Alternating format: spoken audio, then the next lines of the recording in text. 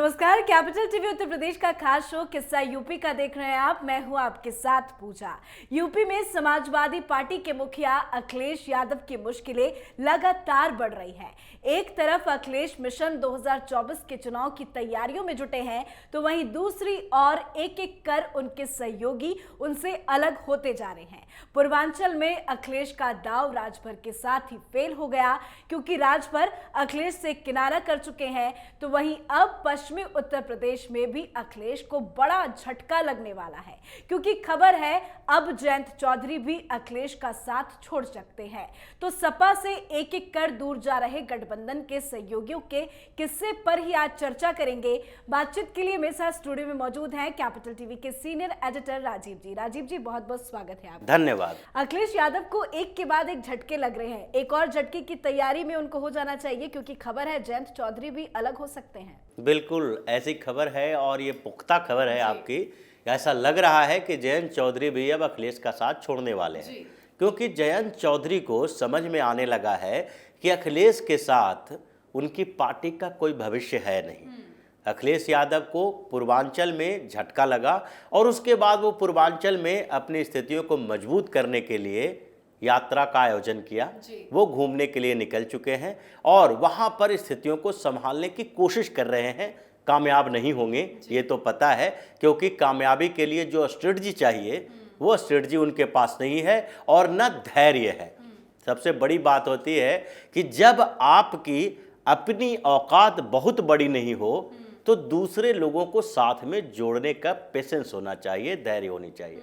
लेकिन उनके पास ये भी नहीं है, धैर्य खो देते हैं जल्दी और इसीलिए उनके सहयोगी बराबर बदलते रहते हैं। आप पिछले 4-5 सालों से देखिए तो हमेशा अखिलेश यादव के सहयोगी बदलते रहे हैं, चाहे कांग्रेस हो, उसके बाद बसपा हो, उसके बाद इस विधानसभा चुनाव में जयंत चौधरी आए, ओम प्रकाश राजभर आए उनके साथ, केशव देव मौर्य आए उनके साथ। तो ये सारी स्थितियां उनके बदलती रही है। लेकिन अभी जो सबसे बड़ा झटका उनको लगने वाला है वो है जयंत चौधरी के उनका साथ छोड़ने का, क्योंकि उनको ये विश्वास नहीं था कि इतना जल्दी जयंत चौधरी उनका साथ छोड़ेंगे। जिस तरह की परिस्थितियां बदल रही है, ऐसे जयंत चौधरी ने जितना लेना था उनको अखिलेश यादव से उन्होंने ले लिया। लेकिन जो ग्राउंड में समस्याएं चल रही है उससे अखिलेश यादव वाकिफ नहीं है, जयंत चौधरी वाकिफ हैं। अखिलेश यादव पूरे उत्तर प्रदेश में घूमते टहलते या इनपुट लेते हैं थोड़ा बहुत। ऐसे उनके सहयोगी जितने हैं वो सहयोगी उनको सही जानकारी दे नहीं पाते हैं और वो फोकस कहाँ करते हैं, वो अपने यादव लैंड पे, उसके आसपास ही घूमते रहते हैं या फिर लखनऊ में बैठे रहेंगे। तो ऐसी स्थिति में पश्चिम उत्तर प्रदेश में जो जमीनी हकीकत है उससे वाकिफ हैं जयंत चौधरी। अगर जयंत चौधरी या फिर चौधरी अजीत सिंह की बात करें तो इतने दिनों के राजनीतिक कैरियर में सबसे ज़्यादा जब से राष्ट्रीय लोक दल बना है, राष्ट्रीय क्रांति दल के बाद राष्ट्रीय लोक दल बना, जो चौधरी चरण सिंह पहले कांग्रेस में थे, फिर बाद में उन्होंने कांग्रेस का साथ छोड़ा, अपनी पार्टी बनाई। तो ये पूरी जो लंबी फहरिस्त है। और जो चौधरी चरण सिंह से चौधरी अजीत सिंह का समय था, वो समय पश्चिमी उत्तर प्रदेश में एक नए समीकरण का था, जिसमें जाट और मुस्लिम समीकरण इनका एक बड़ा आधार हुआ करता था, जिसमें दोनों को मिला के ये अपने कांग्रेस को टक्कर दिया करते थे और चौधरी चरण सिंह से लेकर चौधरी अजीत सिंह तक वही आधार को बनाए रखे। लेकिन बाद में स्थितियां बदल गई और स्थितियां जब बदली तो उसके बाद ऐसी बदली कि चौधरी अजीत सिंह और जयंत चौधरी दोनों खुद ही चुनाव हार गए। ये बात 2012 की है, जब 2012 में मुजफ्फरनगर का दंगा हुआ था और उस दंगे में अखिलेश यादव की भूमिका कैसी थी वो सबको पता है। अब वो रिपोर्ट सारी सामने आ चुकी है कि किस तरीके से इन लोगों ने मुसलमानों पर भरोसा किया और जाटों के खिलाफ एक तरफा कार्रवाई की। सीएम योगी की सरकार आने के बाद कई लोगों को बरी किया गया है, कई जाटों ने जिसको गलत तरीके से फंसाया गया था उस दंगे में उसको रिहा किया गया है। लेकिन अखिलेश यादव की सरकार में जिस तरीके से इस दंगे में एक तरफा कार्रवाई की गई, उसके बाद पश्चिम उत्तर प्रदेश में जाटों का भरोसा दोनों पार्टियों से उठ गया, क्योंकि उस समय चौधरी अजीत सिंह इन लोगों के साथ खड़े नजर नहीं आए। ये कंफ्यूज्ड हो गए कि जिस मुस्लिम और जाट समीकरण के आधार पर हम अपनी राजनीति को आगे बढ़ाते रहे, वो मुस्लिम और जाट अलग अलग हो रहा है। उन्हीं दोनों के बीच सबसे ज़्यादा खतरनाक स्थिति आई है। दंगा जो हुआ था वो जाटों के साथ और मुसलमानों के बीच की बात थी। ये पूरे हिंदू की बात नहीं थी, लेकिन फिर भी हिंदुओं ने इकट्ठा होकर एक दूसरे का साथ दिया और मुसलमान भी इकट्ठे हुए थे। तो ये बड़ा दंगा हुआ और इसमें चौधरी अजीत सिंह कन्फ्यूज्ड हो गए और उन्होंने चुप्पी साध ली। और एक तरह से चुप्पी साधने के बाद उन्होंने जो सपोर्ट किया वो मुसलमानों को किया। उनको लग रहा था, ऐसे भी हिंदुस्तान में हिंदुओं की राजनीति, जो तथाकथित राजनीति करने वाली पार्टियां हैं, उन सबको लगता है कि ये तो हमारे सहयोगी साथी और हमारे लोग हैं, तो इसलिए दूसरे को बटर लगाओ ताकि वो हमारे साथ रहे। जैसे अखिलेश यादव भी हैं, ये सोचते हैं कि हिंदुओं में यादव हमारे साथ हैं, कुछ ओबीसी की दूसरी जातियां हमारे साथ हैं, लेकिन मुसलमानों के अगर खिलाफ एक शब्द भी बोल दिए तो वो पूरा हमसे नाराज हो जाएगा। राजद को भी यही लगता है, कांग्रेस को भी यही लगता है। तो ये सारे जो सो कॉल्ड सेकुलर पार्टियां हैं, इनको हमेशा यही लगते रहता है जो अजीत सिंह को लगा था।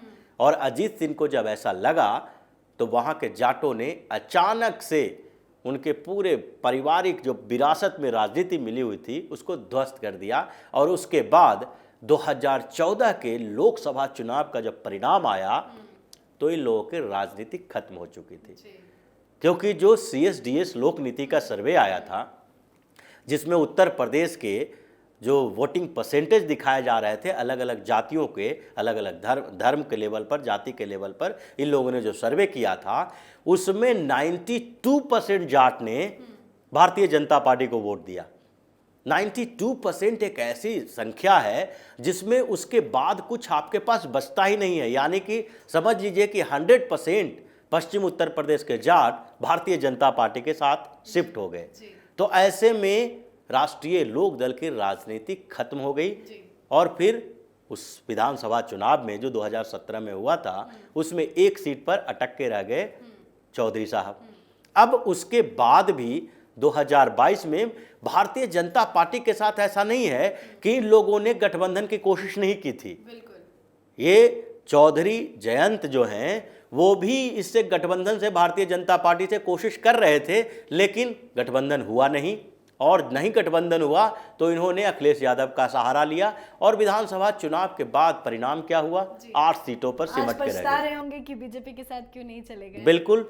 और बार्गेनिंग, जो ये लोग अपनी औकात को समझते नहीं हैं, जो दिखाने की कोशिश करते हैं कि हम पहले की तरह हैं। जैसे चौधरी चरण सिंह के जमाने में जो राष्ट्रीय लोकदल थी, वही राष्ट्रीय लोकदल चौधरी अजीत सिंह और चौधरी जयंत चौधरी भी समझते हैं। तो ये स्थितियां ये लोग भूल गए और इसलिए बार्गेनिंग जब करने लगे तो 30-40 सीटें की मांग करेंगे तो भारतीय जनता पार्टी तो नहीं देगी। और अखिलेश यादव के पास पूरा पश्चिमी उत्तर प्रदेश खाली पड़ा था, उन्होंने दे दिया। और वो उसके बाद सीट जीते कितनी, 8 सीटों पर जीत हुई। अब राष्ट्रीय लोक दल का अगर इतिहास देखेंगे तो दोहरा अंक में राष्ट्रीय लोकदल जो विधानसभा में आया है, यानी 10 से ज़्यादा सीटें मिली है, वो एक बार सिर्फ मिली है जब राष्ट्रीय लोकदल यानी जयंत चौधरी की पार्टी का भारतीय जनता पार्टी के साथ गठबंधन हुआ था 2002 में। 2002 के चुनाव में भाजपा रालोद का गठबंधन हुआ था और उस चुनाव में रालोद को 14 सीटों पर विधानसभा की जीत हुई थी।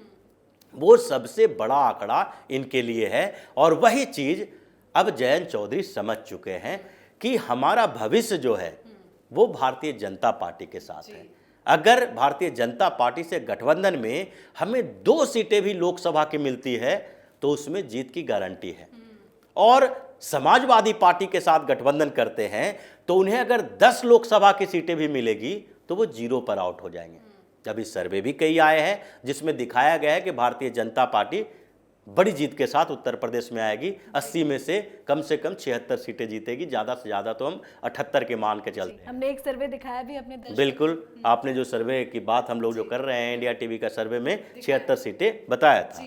तो अभी जो स्थिति है वो जयंत चौधरी के साथ यही है कि उनको लगने लगा है कि 1-2 सीटें भी हम अगर भारतीय जनता पार्टी दे तो भी हमारे लिए कम से कम जीत की गारंटी है, और अखिलेश यादव अगर 10 सीट भी दे दे तो उसमें से 1 हट जाएगा, 0 ही बचेगा।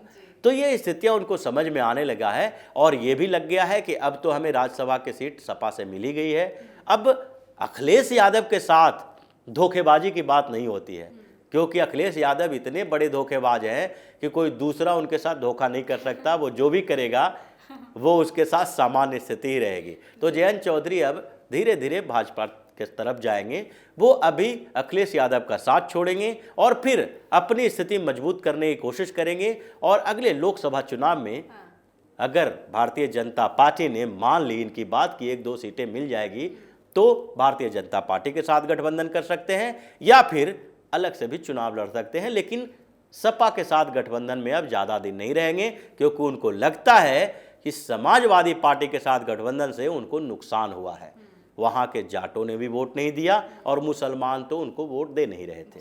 तो स्थितियाँ बिगड़ चुकी है और जयंत चौधरी भी ओपी राजभर की तरह सपा का साथ छोड़ने वाले। बहुत बहुत शुक्रिया समझाने के लिए। धन्यवाद। तो विधानसभा चुनाव से पहले अखिलेश यादव ने जाति आधारित छोटी पार्टियों से गठजोड़ कर मजबूत गठबंधन बनाया था, पर अब ये गठबंधन टूटने की ओर बढ़ रहा है। गठबंधन में दरार आ गई है। अखिलेश से कोई भी खुश नहीं है। अखिलेश की पोल अलग अलग नेता खोल रहे हैं, पर अब तक साथ रहे जयंत चौधरी भी अलग होने के कगार पर हैं, क्योंकि जयंत चौधरी को पश्चिमी उत्तर प्रदेश की हकीकत का पता है। वो अब अपनी पार्टी को मजबूत करने में जुट गए हैं और जल्द ही अखिलेश से अलग हो सकते हैं जयंत चौधरी। आज के हमारे खास शो किस्सा यूपी का में फिलहाल इतना ही। कल एक बार फिर से एक नए किस्से के साथ हाजिर होंगे। देखते रहिए कैपिटल टीवी उत्तर प्रदेश। नमस्कार।